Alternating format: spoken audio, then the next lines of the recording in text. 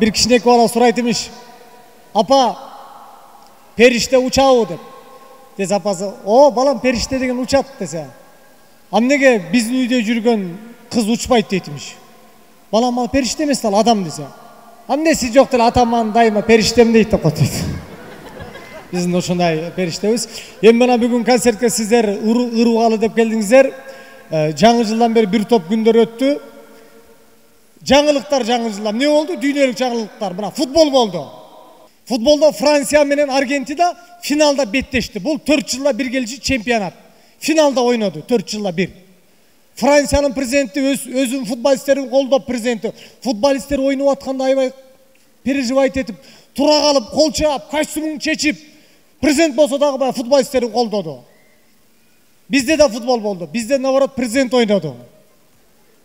Бизде футболисттер наоборот кол чаап отурду.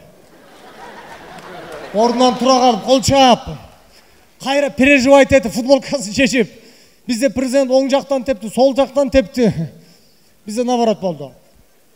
Kırgızstanda futbolist çıkmaydı de sebep degende biz ata-eneler özümüz kızıkmayбыз. Sebebi kişinekey bala, Kırgız bala lüstranı top menen teyip sındırıp koygan bolsa ata-enesi uruşat.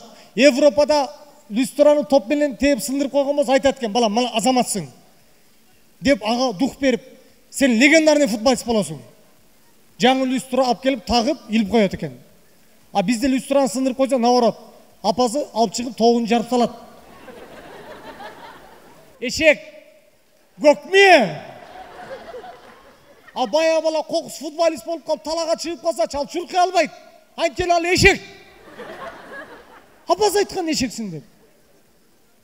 Ал алдына топ келіп қалса да футболист ақылды болуш керек те, кимге пас беріп жүрүш керек. Аны да бере албайт. Себеби ал көкме. Айтып койгон ошентип. Мына Кыргыздын футболисттерине техника жетишпейт дейт. Кандай техника жетишпейт? Ар бир футболистте 2 машина бар. Биздин Кыргыздын футболисттери буйтап келип, дарбазага гол тебердин артында дарбаза ачып чуркап чыкса, биягында партнер чыкса, ага пас бербейт. Тренер чуркап келип, "Эмне тиге пас бербей атасың" десе, "Мен саруумун, ал саяк" дейт имиш. Кудай буйрса, Кыргызстандан мыкты футболисттер чыксын. Мобилизация болду. Россияда, СССР'де, Россияда мобилизация oldu. Soğuşqa barбагандарды камашты, катышты. Барды соғышқа барбайм деген барын камады.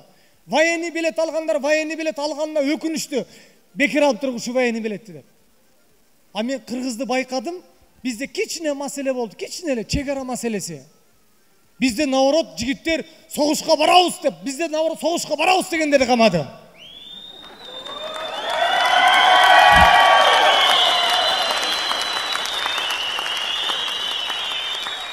Биздин жигиттер наоборот автобусқа чыгып, мен барам, мен барам. Бизден наоборот военный билети жок жигиттер өкүндү, запойго кирип кетти ичип. Военный билети жок экенине.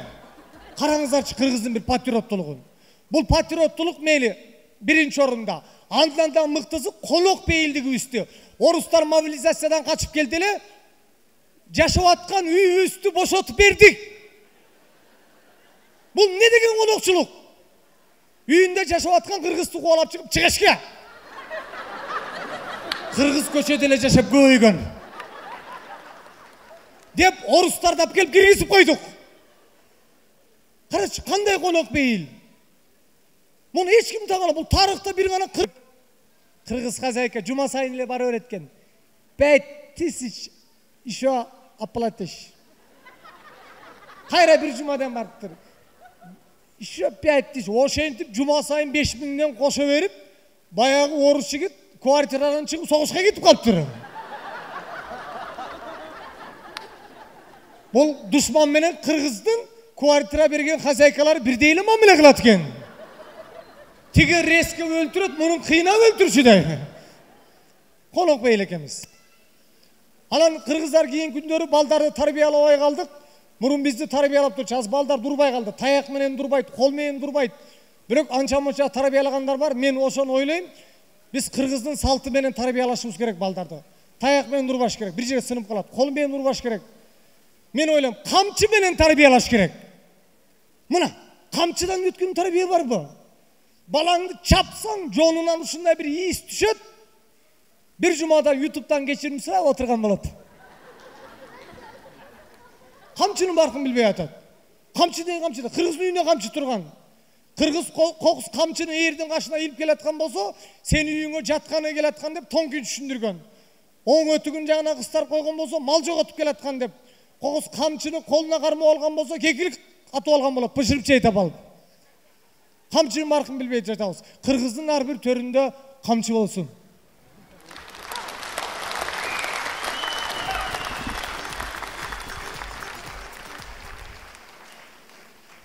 Rahmat.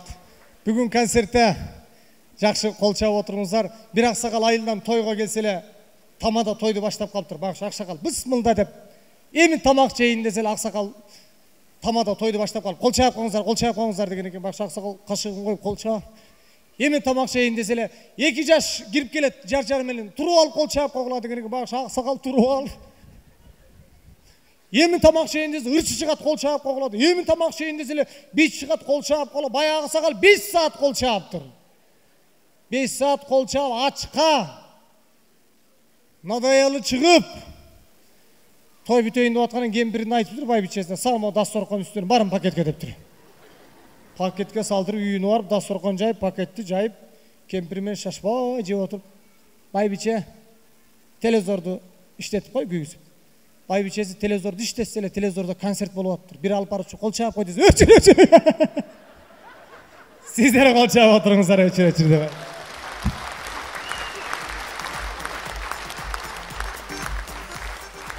Rahmat. Jüröktön çıkıp jürökö jetken ırlары Kazak ırdap şаңшыды, Kırgız ırdap taңшыды. Kırgızdın ovonçusu Gülcigittin ırlары жашасын агайын тугандар. Önördü Kırgız koldoп kelgen, sın tağıp ovonçusun oңdoп kelgen, Haksıdan gelgen bir jigit, bugün ırdayt emgek singirgen Gülcigit. Kırgız Respublikası'nın emgek singirgen artisti Gülcigit Satıbeka. Rahmat, adışı. Rahmat. Boke, elderдің peylin genendigi sizdey bolsun. Peylin içi tarlar mendey bolsun. Televizorunlar bokedey bolsun, pultu mendey bolsun. Telefonunlar bokedey bolsun, sim kartalar mendey bolsun. Rahmat bolsun be kıstakep, mana sözü жоғыр менен bir жақсы тамашаға салып кетти. Елдің içinde жүрген өзі күлкі. Жана концерт башталайын деп атканы bir апа келип калыптыр, bir эки апа. Бай апалар менен таанып калып, bir өзү менен сүрөткө чыгып атат, сүрөткө тартып аткан апа 75-теги апа. Тартып атып минтет. Кыймылдабай түз тургула дейт. Апам өзү, Кудайым ошо жашка жетип 80-90га чыгып биз ушинтип кыймылдап сүрөткө тартып калалы. Залдагы апалар бал болсун. Эненин таман алды бейиш деп коет. Rahmat. Enелер бар болсун. Enенин таман алды бейиш. Атанын таман алдында эчтеке жок. Enенин таман алды. Себеби эне аял затынан тараган, аял заты эч качан жаман жерде жүрбөйт оңой менен. Үй бүлөсү бузулуп кетип эле барып калбаса, аял заты жакшы жерде жүрөт. Роддомдо жүрөт. Роддом эң жакшы жер. Кел атат мого. Роддом эң жакшы жер. Роддомго барсаң, наристелер. Бул үйүнө да ушундай кетет болуш керек мына. Рахмат. Кухняда жүрөт, кухня жакшы жер. Спальныйда жүрөт, спальный жакшы жер, аял затын таман. Ошон үчүн жараткан Алла дагы эненин таман алды бейиш деп аял затына берген деп ойлойм. А эркек, ата эркектен тараган, эркектин таманы каякта гана жүрбөйт. Эркектин таманы жүргөн жерде адам жүргөнгө болбойт. Эркектин таманынан жайдын күнү 20 метрден тозок жыттанат. Ошон үчүн эненин таман алдында кембейиш, энелер бар болсун. Биз эркектер кандай эркек болбойлу, аял затын койнунан чоңой өзүп, аял затын койнунан эр жигит болуп, башка аялдын колуна барып ошол жерде жок болуп баштайт экенбиз.